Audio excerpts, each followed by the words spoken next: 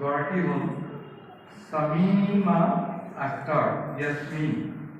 তেখেতক মই অনুৰোধ জনাইছোঁ ছেক্ৰেটাৰী ছাৰৰ ওচৰলৈ আহিবলৈ।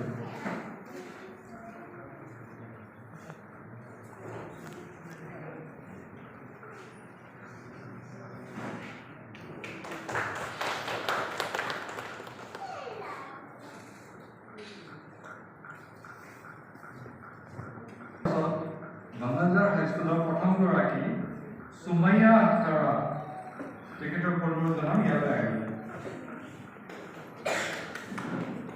আৰু লগতে এখন প্ৰমাণপত্ৰ আৰু এটা বঁটা আমাৰো আগবঢ়াব মোৰ ছেক্ৰেটাৰী ছাৰ।